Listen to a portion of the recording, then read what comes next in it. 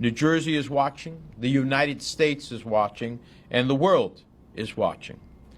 I fear that the blatant harassment of Mr. Sowore and activists and journalists whose only crime appears to be exercising his right to free expression is becoming symptomatic of increasingly closing political and civic space in Nigeria.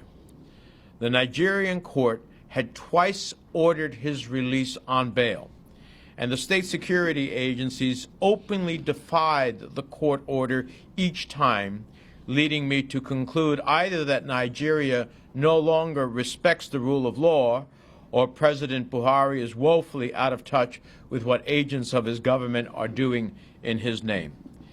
This is unacceptable in a country that calls itself a democracy.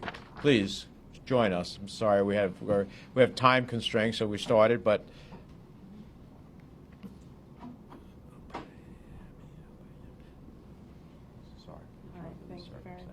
this is Mrs. Omoyele Sowore. The court had twice ordered his release on bail, and the state security openly defied the court order each time, leading me to conclude that Nigeria is no longer respecting the rule of law, or President Buhari is woefully out of touch with what agents of his government are doing in his name. This is unacceptable in a country that calls itself a democracy. Freedom of the press is a fundamental pillar of democracy and an indispensable check on government overreach. Journalists who risk their lives to expose the truth should be celebrated, not incarcerated. Over 200 years ago, our founding fathers had the foresight to recognize the importance of a free press to a fledgling democracy, enshrining it in our First Amendment. Today, that importance cannot be overstated. It is unacceptable to treat the husband and father of a U.S. citizen with such blatant cruelty. So we stand here with a family who is devastated by the uncertainty that these actions have caused.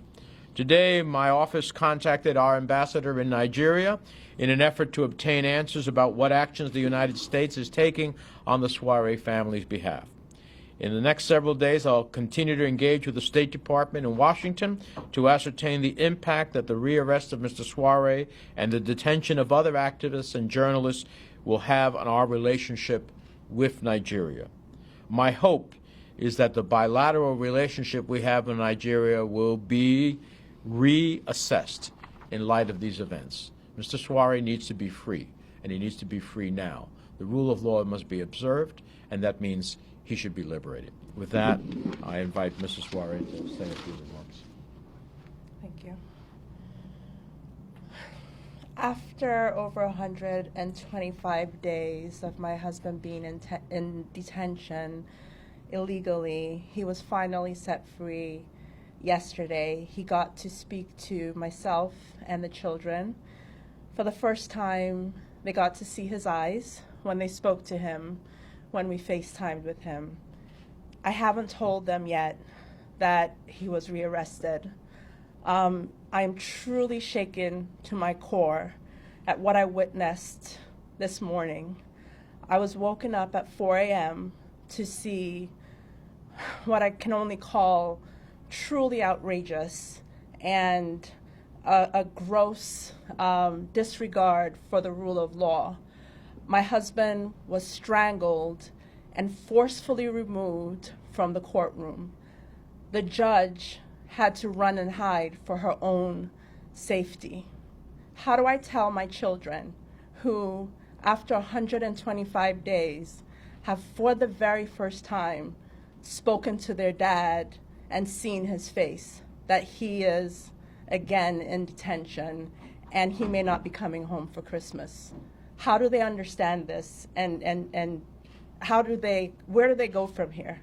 How do they understand this? My 10-year-old has on his Christmas list, one of the things he wants is for his dad to be home for Christmas. Christmas is only a few days away. What do I tell him when I leave here and get home?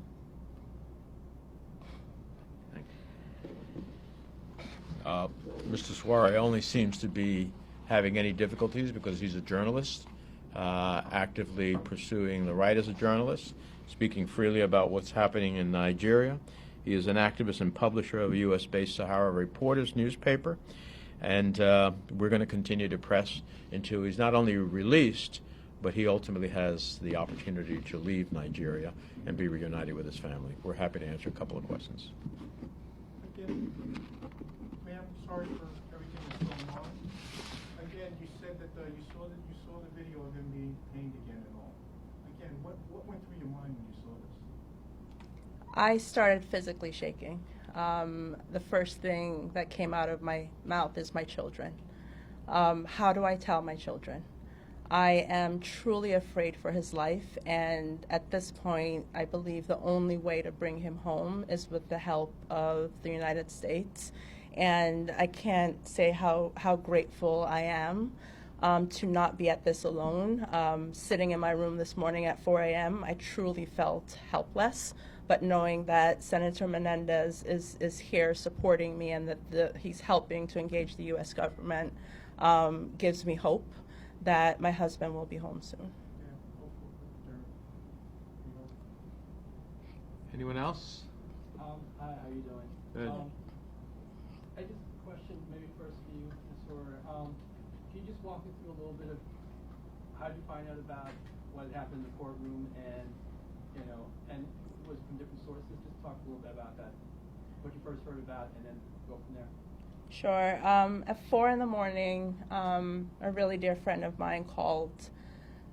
She didn't want me to wake up to the news. And like I said, when she told me about what happened, I started physically shaking and thinking about my children. I was briefed by my husband's cousin, who was present in the courtroom, as well as some of his friends, as to what was happening.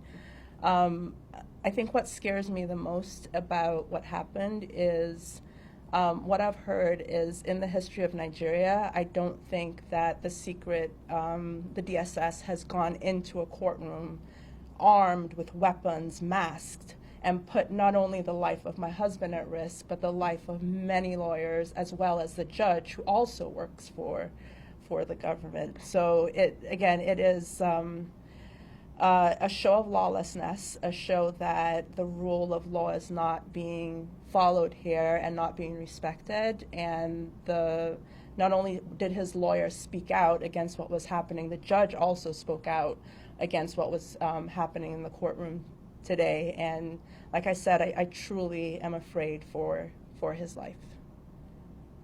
The judge actually commented while the arrest or after the arrest took place? At the very beginning, the judge did comment on what was happening and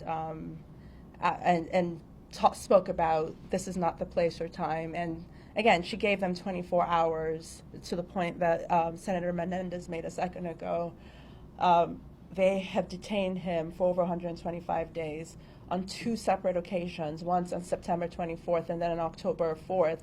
Judges have ordered his release, and the Nigerian government has ignored those and has been in clear violation of the orders for him to be released. So after giving them 24 hours, they let him out for 12 hours and then rearrest him when the court was adjourned to February.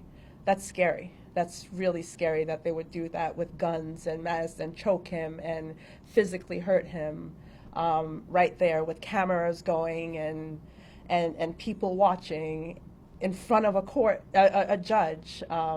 It just, again, shakes me to my core. Anyone else? Sowore, both of you, could you talk about, did you find out what charges they slapped on him? New ones? Or they still haven't said anything? Well, my understanding is not a question of new charges, a question that the state security came in and intervened in a judicial process which had liberated him and physically, through a chokehold, dragged him off. This is in violation not only of the rule of law and of the dictates of the court, it's in violation of the basic elements of human rights that we seek to observe globally, that are part of the Universal Declaration of Human Rights that Nigeria, I believe, is a signatory to. And so the government has to intercede here and get control of its security forces. It has to ultimately make sure that the dictates of the courts are observed. And if not, then there is lawlessness. So this is on, from my perspective, it's on the government of Nigeria and its president to make sure that, in fact, the law is observed. He was released by court orders. He should be released. He should be out of harm's way. And we are watching. We will continue to press. And the consequences of anything happening to Mr. Sowore will be far beyond any harm that comes to him. There will be consequences in our relationship with Nigeria. Thank you all very much. Appreciate it.